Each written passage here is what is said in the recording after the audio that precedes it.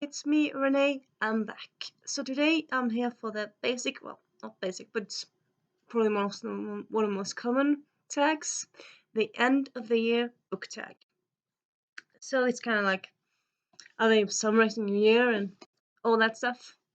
Seems like a lot of people do this tag and then might do like best books of the year, but they don't really do that many tags nowadays. You probably, well, you might know that I still do all the tags. I even create them. But yeah, I think this tag is a fun tag to do. And yeah, I'm doing it. Why would I do it if it's not fun? Sorry for saying the obvious. Also, yeah, I do know that I think a lot of people like do this around October, around November. It's the end of the year book tag. But like one of the questions is like an autumnal read, and I think that's kind of like I think like suppose I think in a way you're supposed to do it in September because autumnal in November. I mean, for me at least, November is when winter is starting to come. That's kind of when fall is over in a way. But yeah, and yeah, I think maybe I planned to do it earlier this year, but life happened, so here I am doing it. I'm gonna link, of course, the original tag, original creator in a video in a doobly-doo. And I'm not really gonna tag people because it's an old tag, so like people either know about it or you don't. And I think if you look at this video and think this seems like a fun tag, or I want to do it, you're tagged. Just a general tagging, really. And yeah, let's start. So the first question is, any books you started this year that you haven't finished that you want to finish? And yeah, I have a few really. I actually have a vlog planned around that, so stay tuned for that soon because that's kind of like some books kind of have a plan to maybe finish some books this week, like before November starts. Well, November starts in on Sunday, but like it's I mean you have 6 days before that, so yeah, and I might finish something on November the first. So yeah, but at least anyway, one of them is Not Your Backup by C.B. Lee. It's in the Not Your series, which I really enjoy. And I did start it. Well, question is, which books did you start, but you want to finish? Yeah, I did start slightly. I didn't really get far into it. Started in, I think maybe September. Like I planned to read it in September. I've been very excited to get to it, and like I bought it, wanted to get to it, started, and I thought like I'm not in the mood for it. Like it's nothing bad about it. I wasn't in the mood. And then after that, I've just kind of be occupied with other books. But like I do generally want to finish this book before the end of the year because I'm pretty sure it's gonna be an awesome book. It's in the series. How could it not? Well, I suppose the second book being very much a recap of the first one was kind of meh, but still was still enjoyable. And this one takes place, I know, after the first and second book. So yeah, I know it's gonna be very good. So why I haven't finished it? My mind. A mysterious place. I don't know. But yeah, I want to finish it before the end of the year. And yeah, so I got November and December for that. And like, I might do it in November, I might do it in December. It works perfectly for Diverse December. The author is both LGBTQ plus and also Asian American. So there's that. And also the characters are that. So yeah, it works pretty well for that. And let's move on, shall we? So this next question is: do you have an autumnal read? A read that puts you in the fall or autumn state of mood, state of mind? And honestly, I don't really do really I don't really do seasonal reads really that much. Like I might like some people say like they love to read contemporaries in summer, and for me, I might read a contemporary in summer, but might not.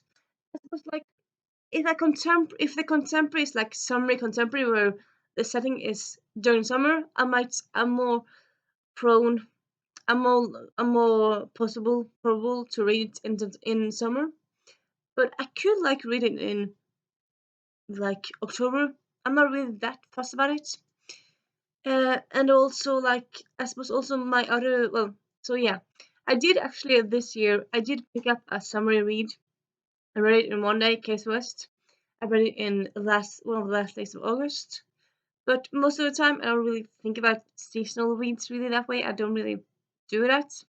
Uh, but yeah, the only exception for me is Christmas reads. So like, if a book is like if it's set during Christmas or December and it's it's very themed around that, then I probably will read it in December. Though I suppose I haven't really read that many of those books. But it's like, for example, like Let It Snow by John Green and Dale Leviathan and Lauren Miracle. No, Moen Johnson and Lauren Miracle, and also Snow in Love by Casey West, and then it's I'm blanking out, but I'm gonna link it down below. Those are like anthologies that are based around Christmas. So those I'm gonna read in December or like Christmas time. But like if a story is set, I don't know, in January, no, in like February, and it's set around Valentine's, I might as well read it in. I might read it in February. I might read it in October. I'm not that fussed. And yeah, so I don't really have any really to read. I can't really say I have. So yeah, that's kind of like more the long answer to it, and the short answer is no. And then next question is a new release you're looking forward to. So like a release that's not out yet. And yeah, I would say that, for example, well, I'm gonna have to go back and then just kind of double check. I found them. Give me a moment. So, for example, oh yeah, A Golden Fury by Samantha Coho. It's I'm not quite sure if it's standalone or if it's in series, but yeah, it's a YA historical based around alchemy. So that's so cool. That's actually coming out on Saturday.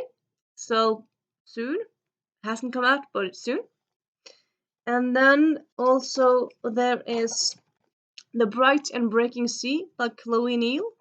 It comes out November 17th, and uh, it's historical or high fantasy, not quite sure, set around pirates and girl pirates, and that sounds so cool. I do also know it's the first in the series. I'm quite sure of that. And also Eris Apparently by Diana Ma, sorry. It's coming out December 1st, and it's a YA contemporary set. I'm not quite sure. I should double check this. I'm not quite sure if it's set in Asia, if it's set in the Asian American community, but like it's set around rich Asians, so like crazy rich Asians, but just for kids or for young adults. So that sounds cool. And also Love and Olives by Jenna Evans Welch comes out November 10th. It's set around the search for Atlantis.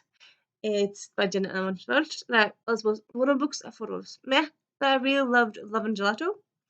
And this one gives me one of those vibes, really. And also, the protagonist supposedly lives in a bookstore, so that's just so cool. And yeah, also the Love Curse of Melody McIntyre by Robin Tully comes out December 1st, and that also sounds good. And yeah, that's the books that haven't have come out yet. I really want to get to. Yeah. Next question is a book that could be your new fave, like a book that you haven't read yet that you want to read before the new year, and you think might be your new fave. Well, strictly speaking, the question is a book that might surprise and be your new fave. So I have some books that I haven't read yet that I think I probably will love, but a book that might surprise me. I'm not honestly. I'm not quite sure with that one because, like, I don't know. This is my TBR shelf, and I'm not quite sure if I don't really have any like big forts around them really. Uh, because like except like some books, I don't really have very set in stone. Like I need to read that and that and that before the end of the year. Like the ones that kind of want to read before end of the year are over there, and yeah, and not like yeah, surprised me and become a favorite. No, honestly, I don't know. I'm just gonna pass on that because I don't know. I'm not quite sure really. Some book that I'm gonna read, some book that I won't read. Well, if I won't read, it won't be a favorite. Sorry. And then next question. Yeah, next and last is: do you have any reading plans for 2021? I haven't really started making reading plans for 2021. I mean, I think maybe also it said how has your reading for 2020 gone? If it hasn't, I'll just answer it because it's relevant. I'm thinking. So yeah, my 2020 reading plans, I would say it went pretty well, really. I had planned to read one queer book or one LGBTQIA plus book every month, and I did that. And I also did just that for June. I planned to read more about back offers, which I also did. And I plan to read more about different about some authors. I'll link it in doobly. And I also did that. I read I tried with Separatis. I got like 3 chapters into it, didn't like it, but I tried her. So yeah, I did that. I also tried. I gave Ursula Le Guin another chance. Didn't really like it. So yeah, not for me. So I read those two. I still haven't read Tamora Pierce. I do want to get to her. I might probably get her next year. Not quite sure. But yeah, for 2021, I think I kind of want to do the same kind of like find some authors I haven't read that I want to get to. Maybe like focus on some books. Yeah, I think maybe also. I think I made yeah, I'm pretty sure I made a list of books I want to read before the end of the year. Like sorry, books I want to read in 2020. I'm not quite sure I've gotten to all of them. I might get to some of them. I'm not quite sure. Yeah, I'll probably might make a more specified video about this, like my goals of 2020. Though I did make one in September, but like I did do some reading after that, so probably we'll do like one in probably we'll do like in one in December, like rounding up what happened in 2020 and what am I going to do in 2021, and like do a whole video of that, I think. And yeah, that's sorry. That's the tag. I hope you liked it. For once, it's just 12 minutes. But hey, fun, or at least funish with a shorter video. And yeah, if you have any thoughts or any opinions or what was it, talk to me in Doodle, and I'll see you later. Bye.